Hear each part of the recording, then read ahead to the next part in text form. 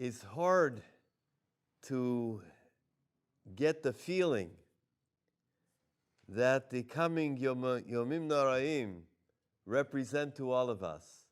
We all want to do teshuvah. Everybody in the world. There isn't anyone who does not feel, I want to become better. I want to become stronger. I want to do more mitzvot. There are certain averot, certain bad things I want to stay away from. There is not a Jew in the entire world that does not want to become better. The only thing is, we have to know, how do we achieve it? I said last year I want to be better. Was I that much better? I don't know. I said the year before I want to be better. Am I better than 2 years ago? I don't know. I hope I didn't slip. So how is it that I motivate myself to become better? How is it that I understand that I want to pray better, I want to daven better, I want to learn better, I want to do a better chesed, I want to listen el divrei chachamim, I want to listen to the great tzaddikim better and follow their words? How do I do it? That is what basically I believe Rosh Hashanah is all about in Yom Kippur. It's about the motivation of myself being able, all of us individually, being able to do teshuvah. So how do we do it? How do I make sure that this year is different? That this is the year that's going to make the difference, that I'm going to be zocheh for everything good, and I can actually become different. Not the same like it is every year. It's an interesting thing. Chacham Ovadia, Zeichet Tzadik Livracha, Zechuta Yagen Aleinu. His chut should be making all over us, all the whole world. So he said an interesting thing. There was a man, he was going together with another fellow, and he was traveling between towns. He was on the road, and it started raining and hailing, and it was cold, and they were afraid they wouldn't make it through the night. Maybe it's going to be the elements are too strong. They will perish. They'll die. All of a sudden, a carriage comes along. Carriage. A man on the top of the carriage with a big hood on. And underneath is a compartment where you can stay. He pulls to the side of the road and he says to them, Chaverim, would you like to come on the carriage? It's a bad night, raining and pouring. Are you kidding? This is like a matana that came from heaven. Hashem just sent us this. Of course we want to go in. So they go inside, they open the door, they go in the carriage. One sits down on one side of a little bench, and the other sits down on the other side. Not bad. No rain, no hail, no wind. They're inside, nice, cozy, and warm. All of a sudden, the man taps his leg. There's something in the middle where they're sitting. They look down. Little bit of light comes in through the window, and they see it's Aron. It's a place for a mace with an Aron, a coffin. Already, it wasn't the same trip anymore. They're there together with the Aron, Meitim, sitting there. Okay, but still, they don't have to have the rain. They don't have to have the wind. They don't have the hail. It's still dry. Everything is good. They're sitting there. Everything's going along good. All of a sudden, they see that the met, the niftar, begins moving. He's moving around. He starts getting up. They say, wait, no, go, no. What's going on? They're both screaming. The wagon driver hears something going on. And they begin to tell him, shove that fall, shove, go back down. The wagon driver says, wait, Rega, hold on for a minute. Everything is okay. There was a guy just like you that wanted to come in. He was very tired. He was a sojourner. So I told him to come in. And he says, do you mind if I lie down? He said, I'm not sure that you want to lie down, but if you want to, you could. So he lied down. It was nice in there. What is it? Chacham Ovadia says, the whole year, we get a ride. It's a ride. We're riding. Olam hazeh and the Arzot HaChaim. We're riding along. And we take a ride. Sometimes it's a nice ride. Sometimes not so nice. Sometimes there's a few things in the road, but we still take the ride. Then all of a sudden it comes to be Rosh Hashanah.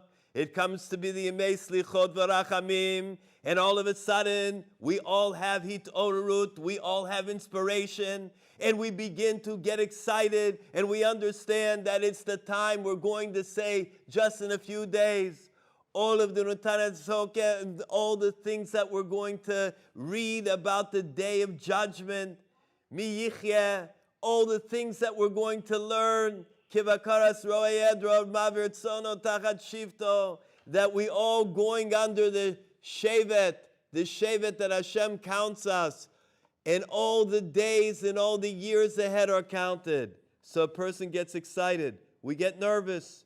We get a little bit upset. When they start saying the Vidoy, we all get a little upset. But then after a while, the Yom Noraim pass. Shav Lava. Everything be quiet. Everything is going to be good once again. Everything is going to be nice. Says Chacham Ovadia that a person has to learn from the entire idea of the Yom Noraim not to lose the inspiration, not to lose the excitement, to carry it with us from the first day of Elul through Rosh Hashanah, continuing on until way, way past Sukkot in the year. But how do we do it? So here is a suggestion. And I'd like to read to you a Rambam. It's a Rambam who codifies the laws of shofar, and it's in the first parak. B'mikdash, the Beit HaMikdash, Hayutokin b'Rosh Hashanah b'shofar echad. They used to blow the shofar, one shofar, Ushtei chatzot tzrot min hatzadin. And from either side, there was two trumpets. Okay?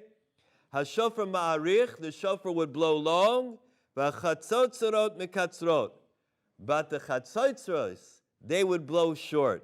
Shemitzvat hayom b'shofar. Because the main mitzvah is shofar. Very interesting. There it says that an individual should have a tremendous hitorut from hearing the shofar. That they take all of the lessons that we're supposed to learn, they inspire themselves, they get excited, they understand what it is to do tshuva, they understand what I have to bear in mind that goes on during these days. Chatam Sofer writes the following, B'chatzotzros v'kol shofar horiu. B'chatzotzros, the trumpets v'kol shofar horiu, it sounded. Roshei Tevos, it has the head letters, the acronym of Busha. Busha. Embarrassment. Shame. I got to have shame. Like we say in the Vidoy, Hare ani lefonecho kichli mole busha uchlima. I'm like a vessel filled with shame and embarrassment. That's what we say by the slichot. So what does it mean? It means that in order for a person to understand that maybe we have to do teshuvah, we got to have a little bit of shame. Not a lot, but a little bit of embarrassment. If I went and I did the averah, if I did something wrong and I never felt bad about it, so I'll never come to really doing teshuvah. I'll do a little teshuvah because I realize that it's the time of din and I have to do something, so I'll hit my heart, I will try, I'll say the vidoy, but will I feel it? Not unless a person hits the slightest bit of embarrassment. And that embarrassment is the thing that we have to work on, all of us. That we walk and Hashem watches us, no matter where we're at, no matter how hidden we are. B'chadrei chadarim, that Hashem sees us. And from that, I have to understand that there are things that I'm not proud of. Things that went on in the past, I'm not proud of. I hurried through the tefillot, I'm not proud of it one day. I said something to my mother, and maybe I shouldn't have said it. It was too harsh. And I'm not proud of that. I'm embarrassed. My mother, she gave to me birth. She woke up in the middle of the night. She gave to me the bottle. She changed me. She cared. She went without food to give me food. And now I went and I spoke against her. I spoke words that were not nice. I got to be embarrassed. This is the way that we have to go in this world. I did something that maybe was a mitzvah that I didn't put enough kavanah into. I have to be a little bit embarrassed. That's the way that we have to approach it. It will approach it in that way. So listen to this. Any person that has guilt or embarrassment, if they have busha, so it says the following. Any busha that a person has over any aveira, moichlin al kol avonotav, that the person is forgiven for all of their averot. That means not only for the aveira that I was embarrassed about, that I didn't speak to my mother nicely and I'm embarrassed about it, I'm forgiven for that. I am forgiven for all the averot that I did. Only thing that I have to do is to be embarrassed, to be a little bit shamed. I'm sorry, how did I do that? I always wondered, how does a person come to embarrassment? And in fact, it's halakha. If somebody comes in, so we know in order to touch your wine, that you'll be able to use it, it has to be someone who has emunah. It has to be someone who is shomer Shabbat. If they touch your wine, it's not mevushal, you cannot use it. However, we learn in Yoredeya that if the person would be embarrassed, if they would see an Adam Chashuv, and they would not be Mechalel Shabbat in front of him, they wouldn't do anything wrong, then you can trust it. Why? Because they have busha. They have embarrassment. They do feel for something. The only thing is, they haven't worked to be embarrassed in front of Hashem, but in front of an Adam Chashuv, they are afraid. So if they're smoking the cigarette on Leil Shabbat, Chas v'Shalom, and all of a sudden, they see you walking down the street, Adam Chashuv, and they say, whoa. They put the cigarette behind their back and they hide it. Don't worry if they touch your wine. So great is the element of busha. So great is the element of shame that they understand it. Moichlin lo al kol avonotav, that they get mechila for all of their averos. For all of them. It's an amazing thing. Furthermore, let me give one step further. Vayomer Shmuel el Shaul, Lama hirgaztani, la loisoisi. Why did you raise me up to disturb me? He was upset. He was already in the other world.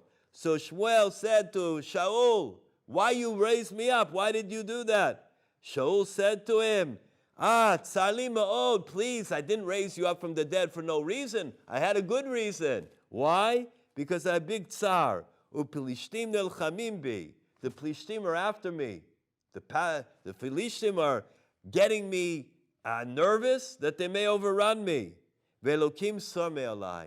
And Hashem has turned away. Hashem did not answer me. Did not answer me, Od. Biyad Nevi'im, Gam b'chalomot. I tried to ask the Nevi'im, I tried to ask the prophets if I should go to war, if I'm going to win or not. I asked in Chalomos, I made all types of different pu'ulas to find out the answer. Ve'ekra lecha lo dieni ma e'aseh. I had to raise you up from the other side to know what should I do. Should I go to war? I shouldn't go to war. I have to ask. So there's a great question. Rashi says, why didn't? Of course, we know Shaul HaMelech should have asked what? In order to know whether to go to war or not? Urim v'tumim. Just ask, should I go to war or not? And it will light up in the way the person will know directly from Hashem. The answer is no. He was not going to get an answer because he killed out no Ira Kohanim. Because he did something that he shouldn't have done, he was not going to be answered. So he was embarrassed to bring it up. He didn't say, I went to consult the Urim v'Tumim and they didn't answer me. I got no answer whatsoever because of his own embarrassment. That is unreal. Because of that, we learn in Shmuel Beit, Chaf Aleph Vav, there it says, Yotzta Baskol v'Amra, Bechir Hashem. He is the chosen one of Hashem. And in fact, it was given to him the answer back. Shmuel HaNavi told him, Machar ato bonecho imi. Tomorrow, you are all together with me. Amar Rabbi Yochanan imi b'mechitzati. You are together with me in my confine. Why? Because he had busha. Because he was afraid. He was ashamed. So how does a person get ashamed? It's a brazen world. It's a world that a person can say anything that they want at any time. And you're allowed to get away with anything. And people will do it in the straight. Like it says in the Mishnah, everybody knows in the times, Ikvis of the Mashiach, it says that the young people will spit in the face of the Zkenim. It says a lot of things will happen. There's no busha. Who cares? Who cares what happens today? I'll say whatever I want to whomever I want. So it's an interesting thing. I went to Miami, and there was a Rav who was in northern Florida, and he wanted that I should come to say a shiur. Beautiful. So I flew into this place, and there was a fellow picked me up. It was 3 hours until the shiur started. So he says, Rabbi, I would like to take you to the museum. I said, it's okay. I have what to do. I brought a few svarim, Baruch Hashem. I go, no, it's quick. I just want to show you it's an amazing museum. Just a little bit. I could not talk this guy out of going to the museum, no matter what. He took me to the museum, and I went. I went with him. Sure thing. It's a big, big inyan to make another Jew happy. If I'll be misameach him to go to the museum, should be a kapara. So I took him. In the museum, it's a hands-on experience. I went down, and there was an exhibit. You go in each exhibit. The first exhibit, you go in by yourself, and it's in front of a mirror. They close the door, and you stand in front of the mirror. They open the door, you go to the next one. You go around.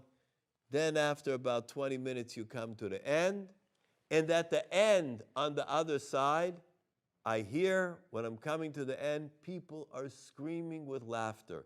People are having the time of their lives. They cannot stop laughing. They bent over. What is it?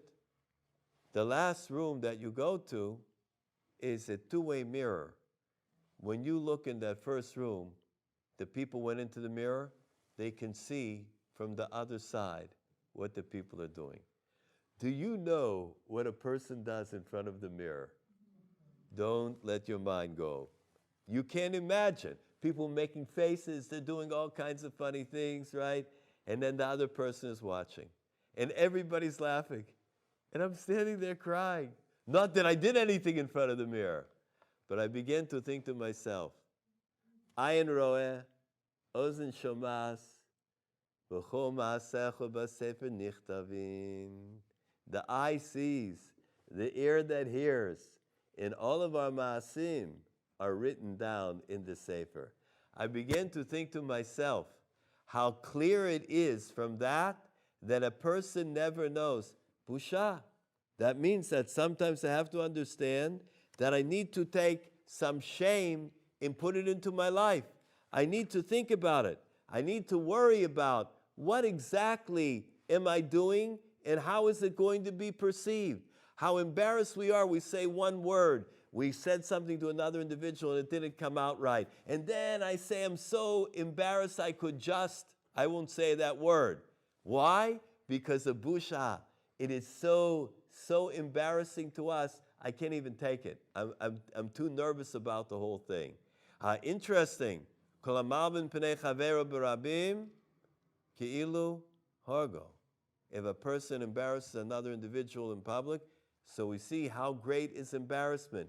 If we only have a little bit of embarrassment over something that we have done or over the past year, that is unbelievable because it's the key.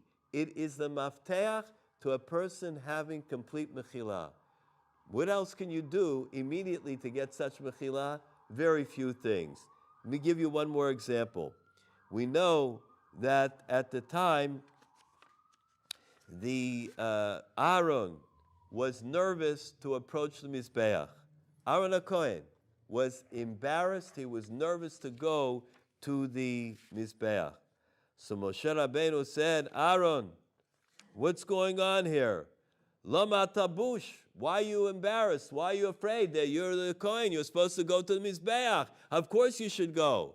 Lama tabush. Why are you afraid? So the reason was, everybody knows when Aaron went, so he pictured that the Mizbeach was like an egel. He had a part in the egel hazav. Whatever he did, he had to do it, but still he had a part. When he came there, he pictured it. He saw the egel in front of him, and he recoiled. He went back. How can I do it? It's an egel.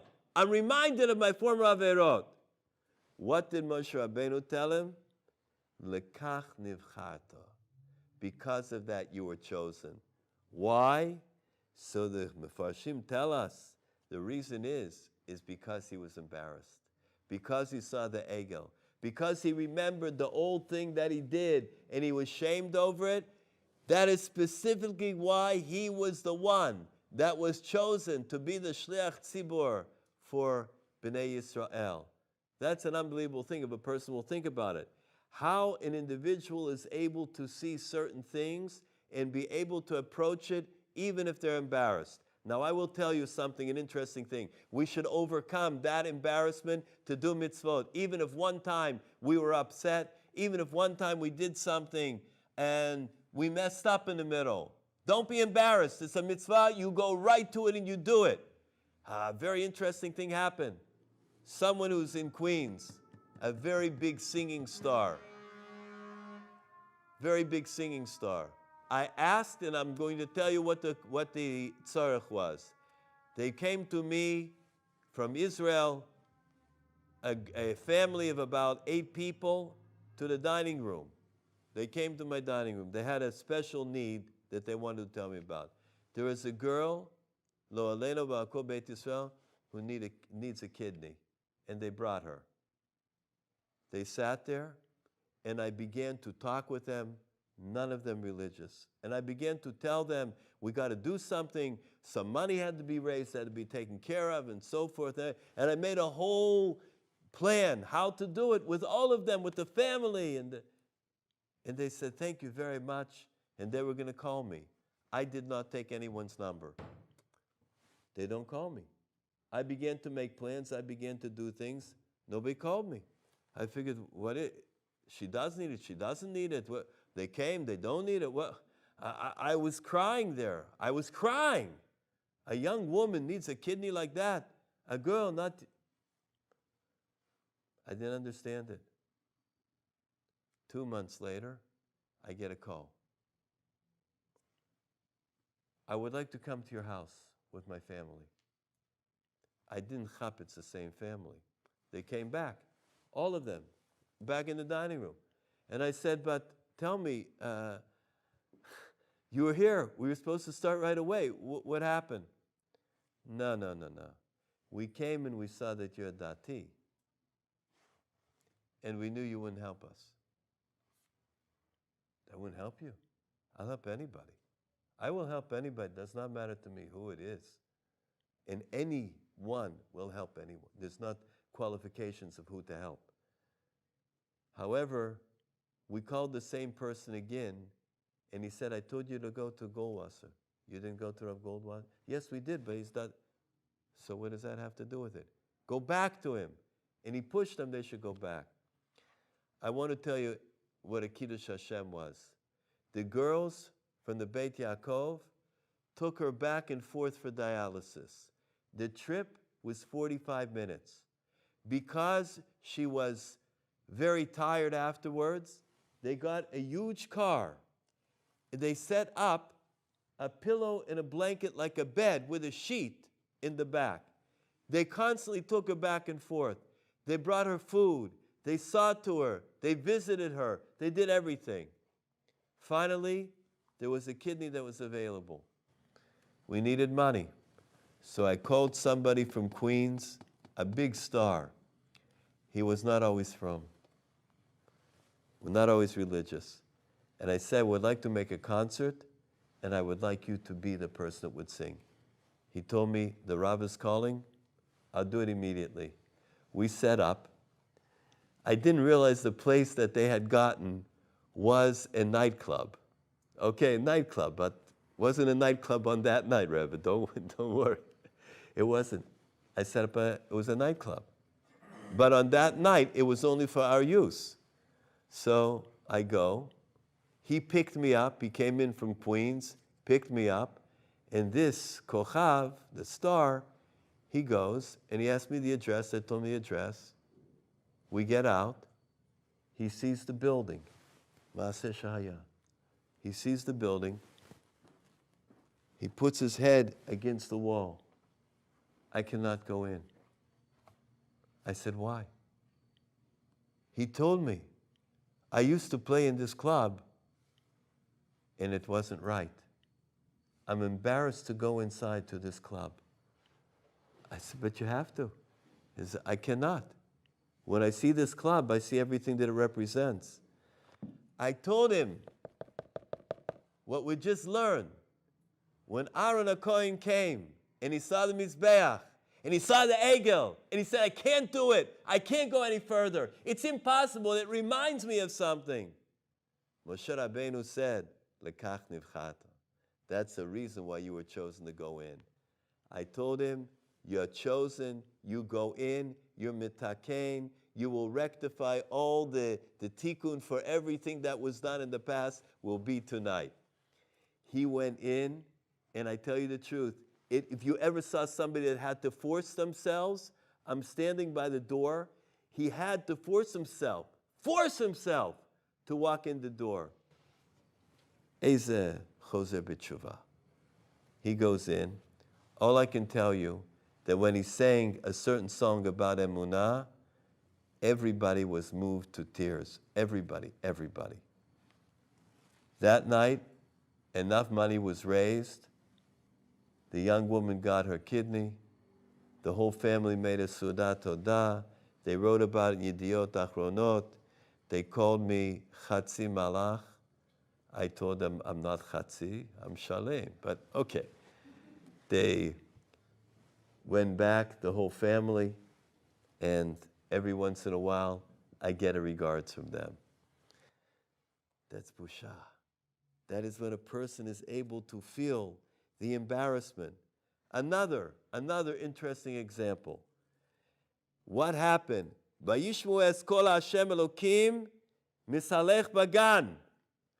Adam and Chava, they did a big Aveirah. They got one little mitzvah that they had to observe. Don't eat from the Eitz Hadat. One mitzvah. Everybody says, if I wouldn't be Jewish, so I only have 7 mitzvot b'nei Noah. Not a problem. It would be a cinch. You'll find me some people that are able to watch this Sheva mitzvot b'nei Noah, and I'll tell you, it's not so simple to find. Okay, so one mitzvah, and unfortunately they didn't do it. So what happened? So they heard Hashem coming in the Gan. He was walking. They heard him approaching. Vayitchabei Adam v'ishto mibnei Hashem Elokim. Adam and Chava, they went to hide. They went down, hide, ear raid. They hide underneath the table. They're hiding from Hashem. Oh, no good. Rabbeinu Bechaya said, what was it? It was they had great busha. They had great embarrassment. Shizeu ikar, that is the main idea of the tshuva, habusha min achet. Rabbeinu Bechaya says, the fact that they went and they were embarrassed, that in itself was tshuva. Did you ever wonder why they were able to live? Did you ever wonder what happened with them? That even Cain did teshuvah? That's what happens when a person is able to gain a little bit of inspiration to be embarrassed. And what was it? Hashem made for them.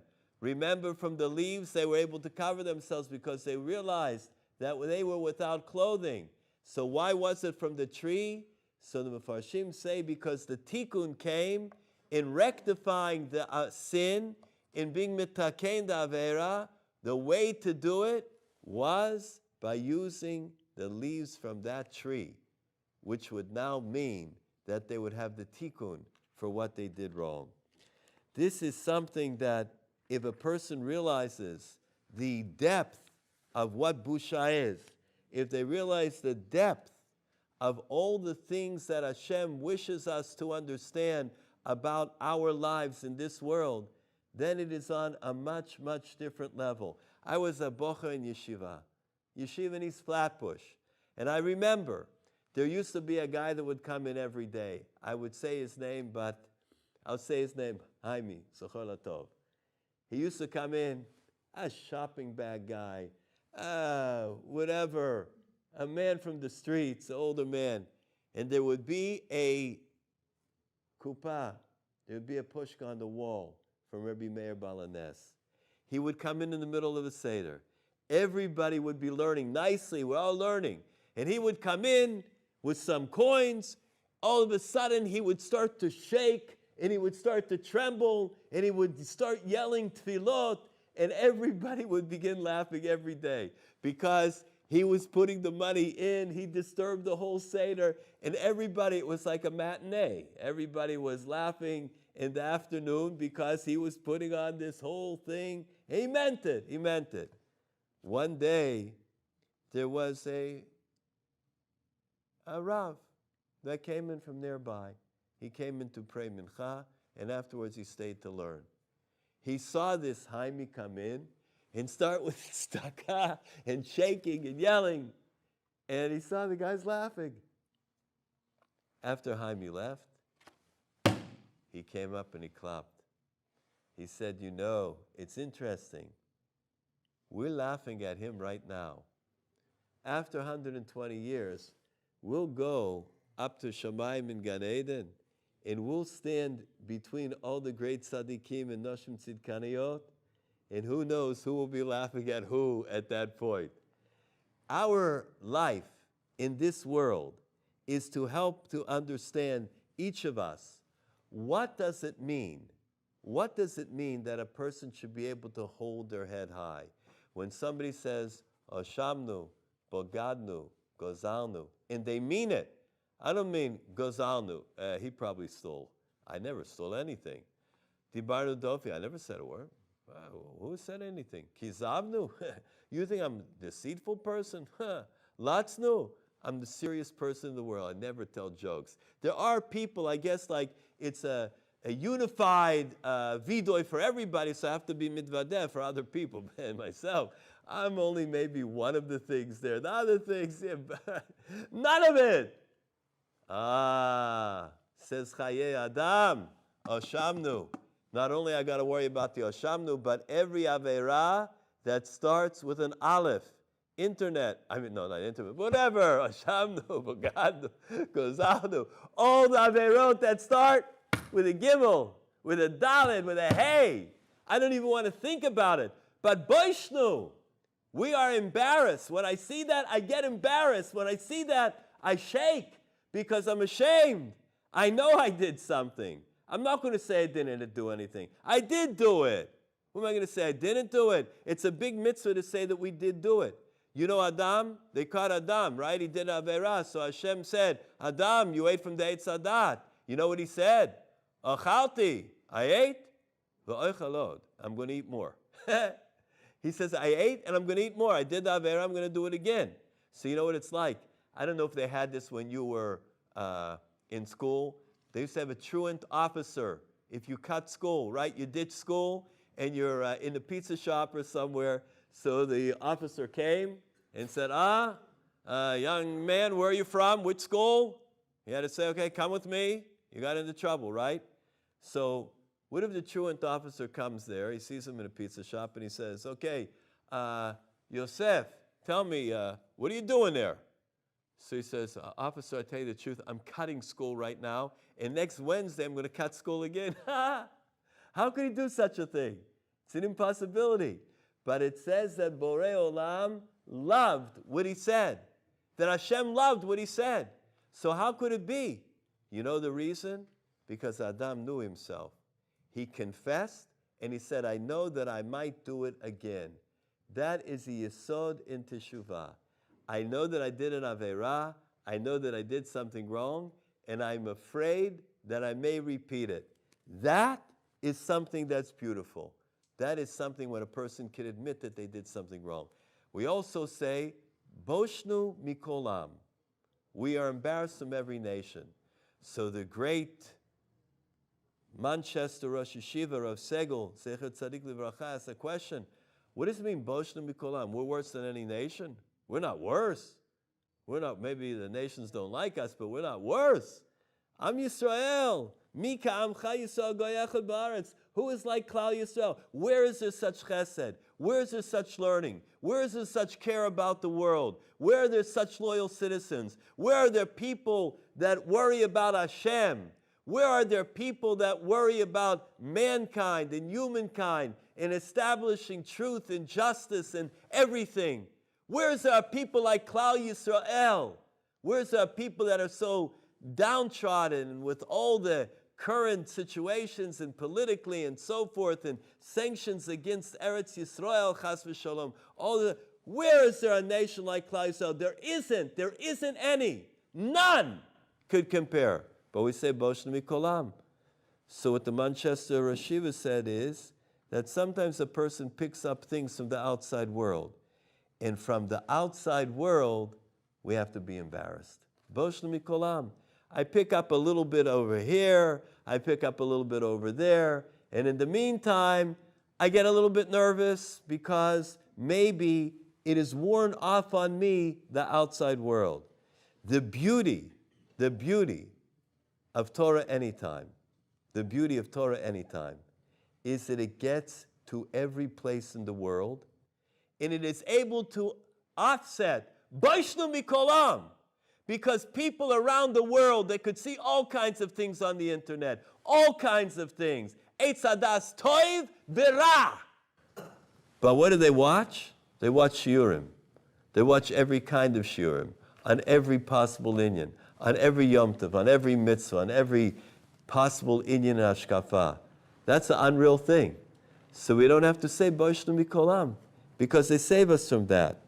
It's a difficult thing for us to know, but even in the way that a person may know that perhaps I could be better, if we listen to people around the world and we take from them and we realize what people go through, certain hardships, then we feel a lot different about our own avodah. I would like to give you just two examples, just two very simple examples. There is a person that I saw, he was learning in the Beit Midrash. He was learning. So I walked over to him, and he said to me, could I ask you some words that I don't understand? I said, sure. Could you tell me this word? He asked me a word in the Mishnah, and I told him what it means. He said, could you tell me this word? And I told him that. I came back in the same Beit Midrash 7 hours later, and the guy was sitting there. As soon as I came, he says, I don't want to bother you, Rebbe. And he meant it. I felt so bad. But could I ask you another couple words? What was that word? Then he writes it down. It's that word. I said, I'm sorry. Could you tell me, were you here since I came in the afternoon? He says, yes. I said, you stayed here all the time? He said, was it okay? I said, it was okay. You're holding up the world. I said, okay. The world is on your shoulders. And I thought to myself, he has a problem with translating a few words in a Mishnah. And he sits for 7 hours uninterrupted. Goldwasser, hold on for a second. Tzaddik, did you sit 7 hours? Maybe you could touch the whole thing up. Maybe you know the whole Mishnah. Maybe you know the whole Gemara. Did you sit 7 hours? No. It's a busha.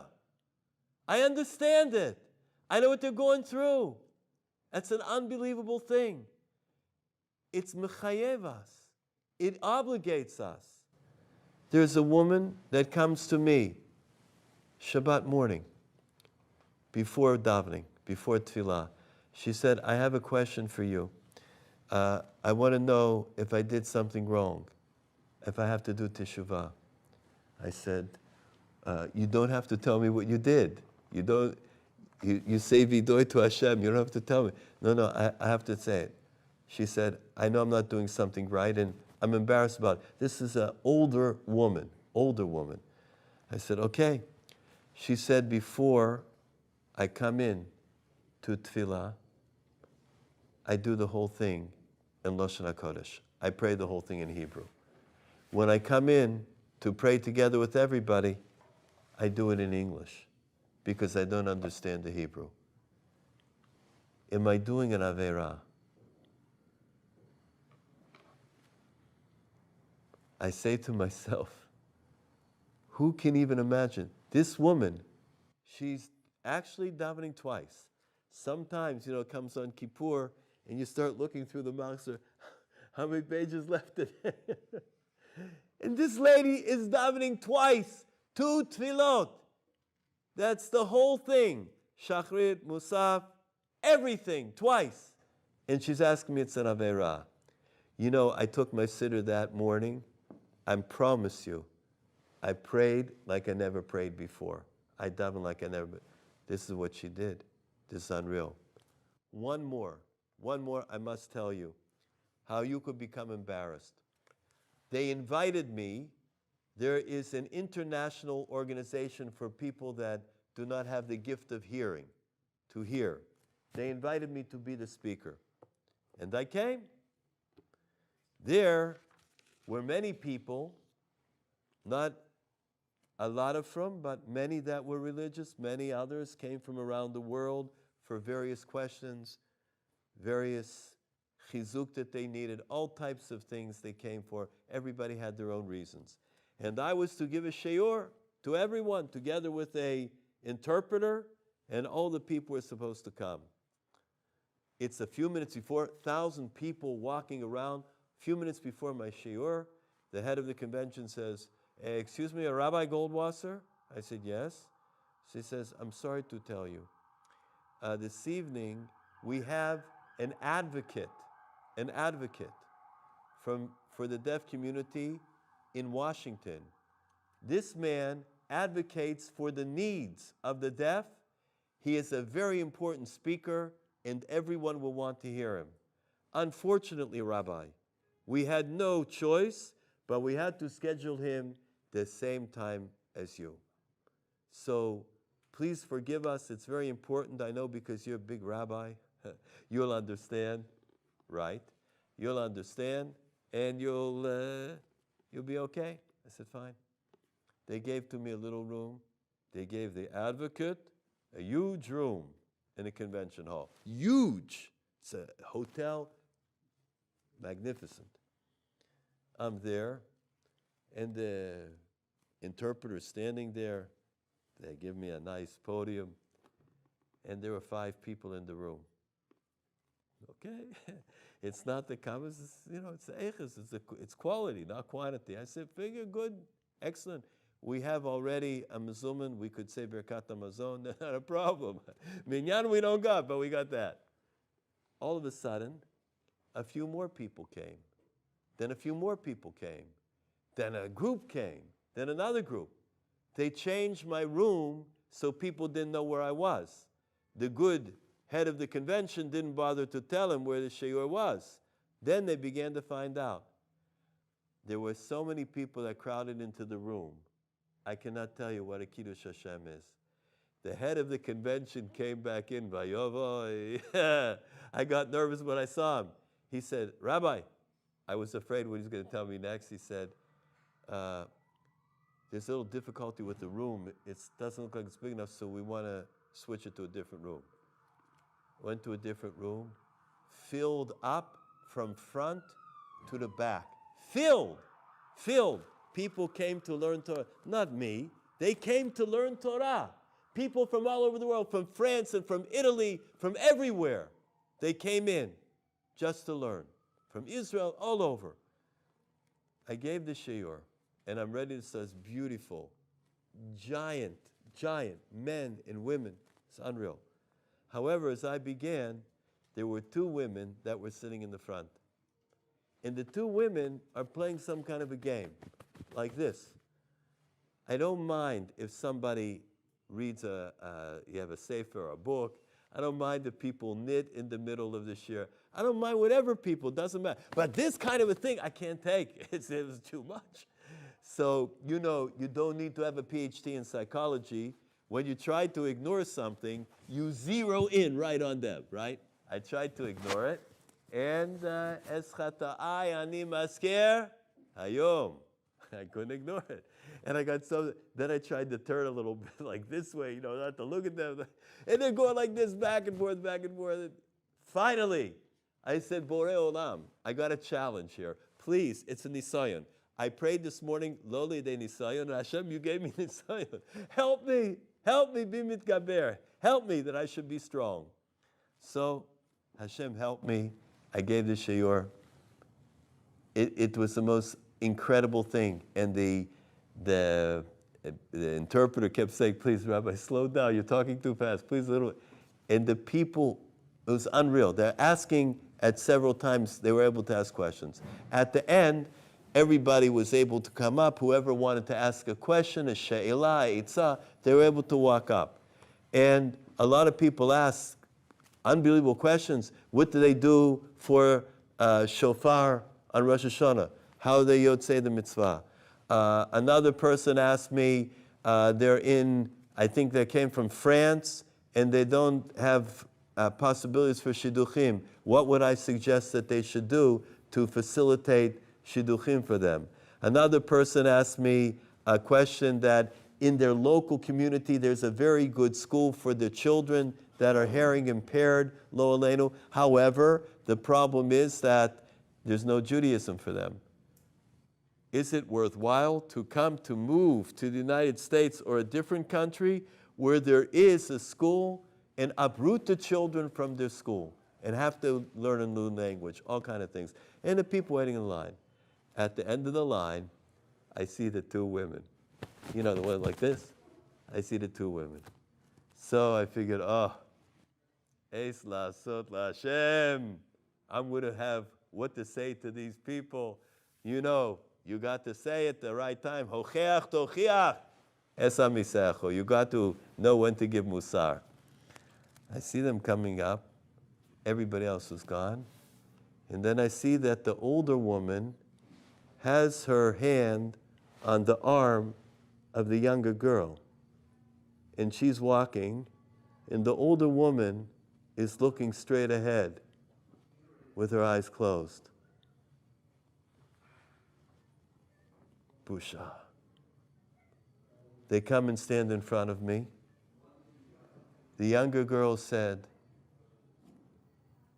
Rebbe, we came to ask you a few questions. We missed a couple of things in the shir.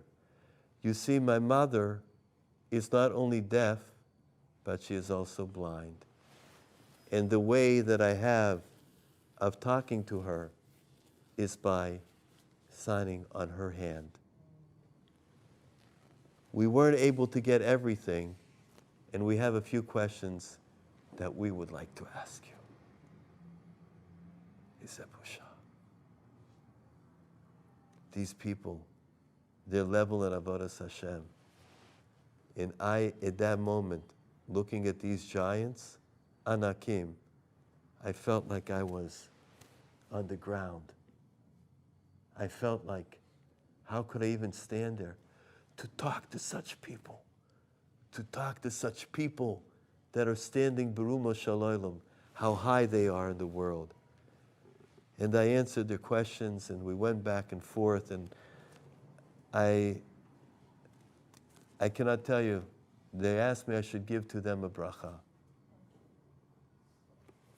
When they asked me for bracha, then I lost it. I have to tell you the truth. I could not hold it all together. I lost my composure. The only way I could gain it back is I said, I will give you a bracha if first you'll give to me a bracha. They both blessed me. I made them both, the girl as well. I walked out, CBS, TV or whoever they are, were there about this incredible convention. Rabbi, please come. The head of the convention, please come. Could you please be interviewed? After I went through that experience, that Kiddush Hashem of a mother and her daughter who does not see and does not hear, the only thing I could do was held up my hands to them and said, I'm sorry. After what I just experienced, I don't have any words left. And I left.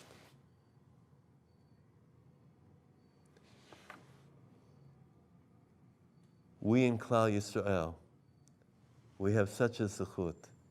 We got unbelievable merits, all of us, every one of us, everyone here in the Keilah Sharei Tovah with their illustrious Rav, and everyone in the whole Klal Yisrael, wherever you're going to view this, South Africa and Australia and London and Switzerland and California and Mexico City, and I don't know if there are any Yidden left in Syria or Sarajevo or Morocco or Iran or Persia or Tashkent. It doesn't matter where. Mi ka'amcha Yisrael goyachad ba'aretz. Let us have a little bit of busha, a little bit of shame, and let us have a lot of pride as we go forward to the Yomim Noroim. And we should all be blessed with bracha v'atzlacha, with blessing and success in Ruchnius and in Gashmius. We should have arichas yamim v'shanim tovos. We should have parnosa mitzuya berevach. All the children should go in the right derech.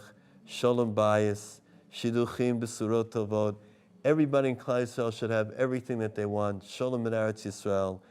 And Bez Hashem, we should hear this year the Pamei Mashiach Tzidkenu b'mhera v'yomeinu. Amen. Amen.